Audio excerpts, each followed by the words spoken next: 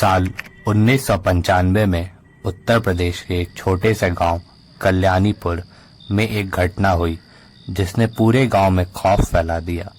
इस गांव की सनकरी गलियां और पुरानी हवेली जैसे घरों के बीच एक अजीब सी सन्नाटे वाली खामोशी थी।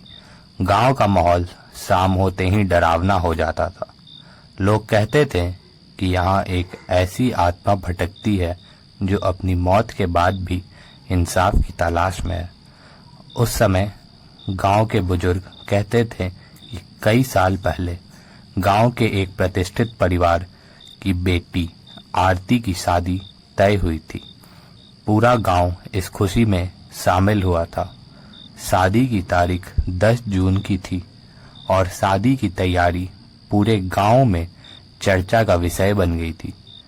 आरती अपनी शादी के दिन शाम के समय सफेद और लाल लहंगा पहनकर बहुत सुंदर लग रही थी। शादी की रस्में रात में होनी थी और हर कोई आरती की खुशियों में शामिल होने का इंतजार कर रहा था। लेकिन रात होते ही सब कुछ बदल गया। शादी की रस्में शुरू होने वाली थी कि अचानक दूल्हे के परिवार ने दहेज की और अधिक मांग कर दी। आरती के पिता ने बहुत समझाने की कोशिश की, लेकिन दूल्हा का परिवार जिद पर अड़ा था। जब आरती ने यह सुना तो उसकी दुनिया बिखर गई। उसे इतनी ठेस पहुंची कि वह चुपचाप घर से निकल गई और गांव की नदी के पास जाकर छलांग लगा दी। उस रात आरती के परिवार पर दुखों का पहाड़ टूट पड़ा। अगले दिन उसकी लाश नदी में मिली और तभी से गांव में अजीब घटनाएं होने लगी। लोग कहते हैं कि हर पूर्णिमा की रात को आरती की आत्मा गांव की गलियों में घूमती दिखाई देती है, अपने शादी के जोड़े में। कुछ लोगों ने कहा कि उन्होंने उसे गांव के मंदिर के पास देखा है, तो कुछ ने उसे उस पुराने पीपल के पेड़ के नीचे जहां उसकी अंतिम यात्रा हुई थी। 2020 की एक पूर्णिमा की रात एक युवक आदित्य, जो एक पत्रकार था, इस कहानी की सच्चाई जानने के लिए गांव में आया। आदित्य को रहस्यमयी और डरावनी कहानियों में दिलचस्पी थी और उसने डरावनी दुल्हन की कहानी पर रिसर्च करना शुरू किया। गांव के लोग उसे बार बार मना करते रहे कि वह रात में बाहर ना जाए, लेकिन आदित्य ने किसी की बात ना मानी। उस रात जब चांद अपनी पूरी चमक पर था, आदित्य अपने कैमरे के साथ गांव की पुरानी सड़क पर पहुंचा। रात के करीब 12 बजे थे और चारों ओर गहरी खामोशी थी।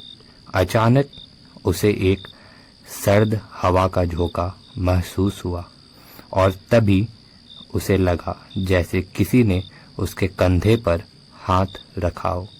जब उसने पीछे मुड़कर देखा तो सामने सफेद और लाल शादी के जोड़े में एक दुल्हन खड़ी थी। उसका चेहरा झुका हुआ था और आंखों में आंसू बह रहे थे। आरती की आत्मा ने आदित्य से पूछा, तुम यहाँ क्यों आए हो? आदित्य डर के मारे कांपते हुए बोला, मैं आपकी कहानी सुनना चाहता हूँ और सबको सच्चाई बताना चाहता हूँ। तब आरती ने अपनी दर्द भरी कहानी सुनाई और कहा, मैं सिर्फ इंसाफ चाहती हूँ।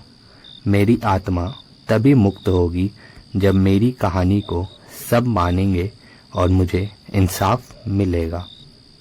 आदित्य ने उस घटना की पूरी जानकारी लेकर गांव वालों को सच से रूबरू कराया और गांव वालों ने आरती की आत्मा के लिए विशेष पूजा का आयोजन किया।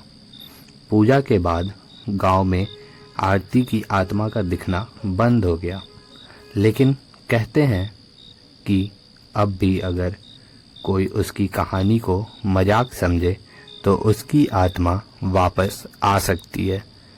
हर पूर्णिमा की रात गांव के लोग उस मंदिर में दीप जलाते हैं ताकि डरावनी दुल्हन की आत्मा को शांति मिले और गांव पर उसकी खौफनाक परछाई फिर से ना पड़े।